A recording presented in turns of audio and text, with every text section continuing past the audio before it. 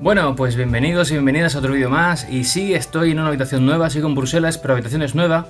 Así que antes de empezar creo que voy a hacer una pequeña cosa para que no se sienta el vídeo como raro.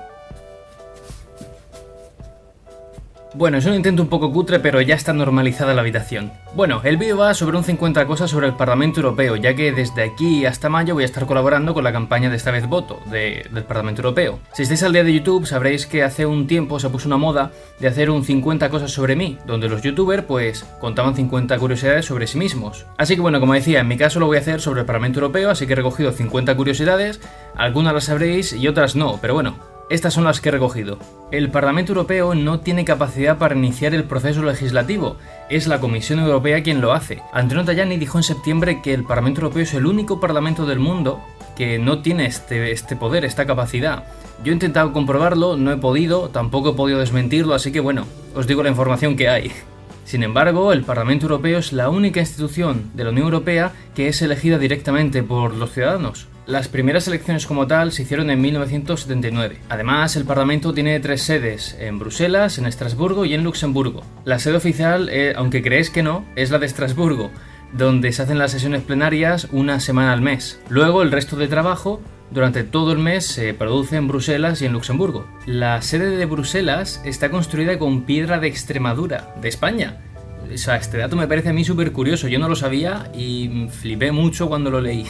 Actualmente el Parlamento tiene 751 escaños, pero si en marzo el Brexit se consuma, pues se quedará finalmente en 705. Además, los escaños que tiene cada país van acorde al tamaño de su población. España actualmente tiene 54 escaños, pero como decía, si el Brexit se produce, pues hay escaños que van a variar y España pasará a tener 59 escaños. Y no será la vez que más escaños tenga España en su historia dentro del Parlamento Europeo. La vez que más tuvo fue en 1986, nada más entrar, que contaba con 60 escaños. En mayo del año que viene, en 2019, será la 9ª vez que votemos en unas elecciones para el Parlamento Europeo. Además también, si el Brexit se acaba produciendo, será también la 9ª vez que votemos en unas elecciones al Parlamento Europeo con un número de escaños diferente a las de la legislatura pasada. En 1979 había 410 escaños, actualmente hay 751 y si el Brexit se produce, como decía, pues nos quedaremos en 705. Hemos ido cambiando cada 5 años, que son las elecciones al Parlamento Europeo, hemos ido cambiando el número de escaños.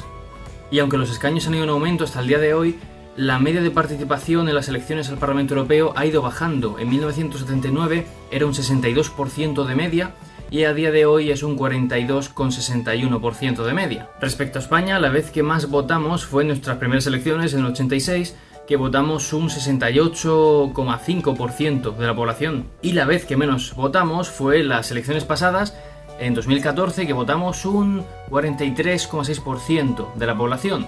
Aunque es verdad que en España hemos tenido nuestros más y nuestros menos. No ha ido de un descenso, sino que hemos ido teniendo picos. Pero sí que cabe destacar que en España siempre hemos estado, casi siempre hemos estado por encima de la media de voto de la Unión Europea. Tan solo hemos estado por debajo de la media de la Unión Europea en 2 ocasiones. En el 89, y fue por un ínfimo 3%, y en 2004, que fue por un 0,3%, o sea, prácticamente nada. Las sesiones plenarias se pueden llegar a escuchar hasta en 24 lenguas diferentes. Además, en 2006, desde España se lanzó una propuesta al Parlamento Europeo para que también se incluyese el catalán, valenciano, el gallego y el vasco. Y se aprobó. Todas las salas importantes del Parlamento Europeo tienen el nombre de una figura histórica. El nombre de una figura española se puede encontrar en el Salón Protocolario del edificio de Estrasburgo y se le concedió a Mariana de Pineda.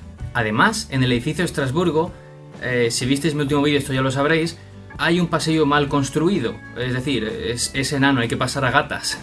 Con las elecciones de este año va a coincidir, según en qué comunidad vivas de España, que te coincidan también con las votaciones autonómicas y municipales. En mi caso yo soy de Murcia y, si no me equivoco, me va a tocar votar en mayo para las europeas, para las municipales y para las autonómicas. Cuando los eurodiputados llegan por su primer día al Parlamento Europeo, se les entrega un manual del eurodiputado, que es como se llama. Ahí se le explican como formalidades a nivel legal, financiero y administrativo, básicamente. Los datos de 2007 dicen que de media los eurodiputados y eurodiputadas tienen 54 años de edad, estando el más joven en 28 y el más mayor en 88. Los más jóvenes son Andrei Novakov, que es búlgaro del PP europeo, Y también Xavier Benito, que es español y pertenece al GUE.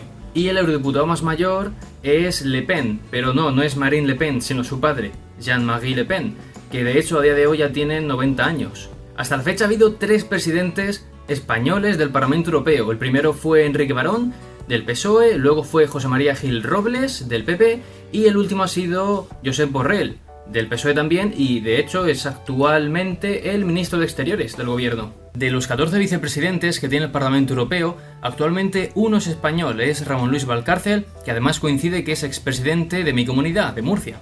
Un dato muy interesante es que los eurodiputados y eurodiputadas tienen capacidad para poder crear eventos dentro del Parlamento Europeo y convocar ruedas de prensa. De esta manera pueden darle visibilidad a aquellos temas, trabajos en los que estén metidos o temas candentes del momento. Hasta la fecha siempre ha habido más hombres que mujeres en el Parlamento Europeo, siendo la mayor diferencia en 1979, que había un 16% únicamente de mujeres, y a día de hoy, en 2014, la representación de mujeres aumentó hasta el 37%. Entonces sigue siendo muy bajo, pero el punto positivo es que en todas las elecciones ha ido aumentando. A ver si esto sigue así.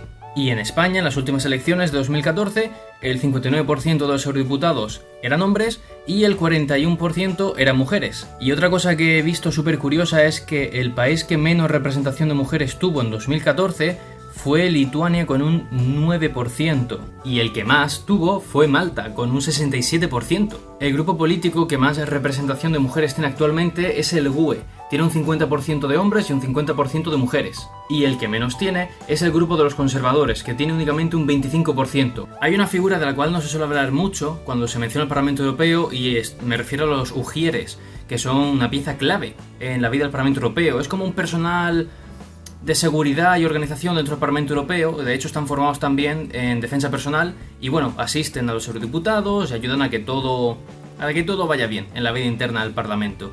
Y hablando de este tema, también tengo que mencionar que sí, en el Parlamento Europeo también trabajan funcionarios. Esto puede sonar a tontería a mucha gente, si ya lo sabíais, pero me he encontrado con muchas personas que desconocían este dato o que, lo habían pasado por alto. Pero creo que es algo fundamental a tener en cuenta. Además, al lado del Parlamento Europeo de Bruselas está su museo que se llama el Parlamentarium. Y hace poco, este año, no recuerdo el mes exacto, pero en este año han conseguido llegar al fin a los 2 millones de visitantes. Es una locura. Una cosa que descubrí durante mis prácticas en el Parlamento Europeo es que al menos el edificio de Bruselas tiene plantas y media. Es decir, está la planta número 4, está la planta número 5, luego está la planta 5 y medio y luego está la planta número 6, por ejemplo. Y esto no sabré muy bien cómo decirlo, pero digamos que ocurre por una movida muy loca de la estructura del Parlamento, como que tiene pendientes y subidas y se puede crear como una planta en medio.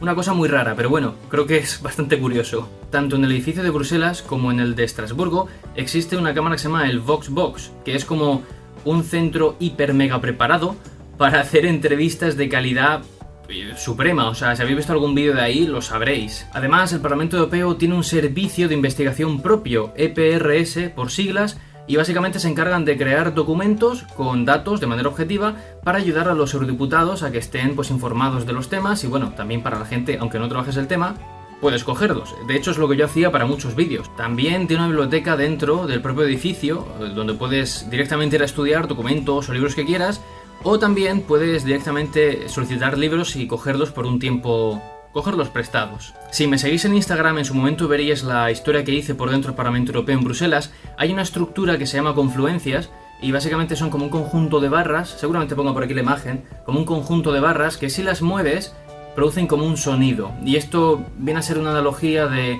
la confluencia, propiamente dicha, de los estados miembros de la Unión Europea. Además, los edificios en Bruselas, que son del Parlamento Europeo, no están todos juntos, literalmente, están un poco esparcidos. De hecho, aquí tenéis el mapa y la última curiosidad es que si os fijáis en el mapa, hay una maldita Pokéball. O sea, quería acabar con esta tontería porque es muy mío meter tonterías. Pensad por un momento el arquitecto o arquitecta que hizo esto y dijo, pues ahí en el diseño metemos una Pokéball.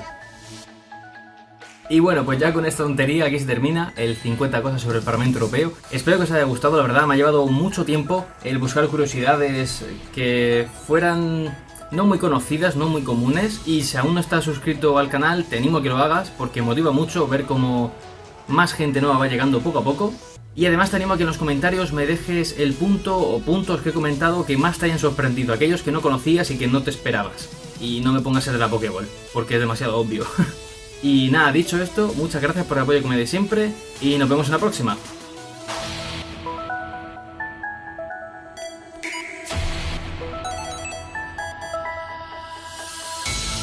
Wake up, wake up.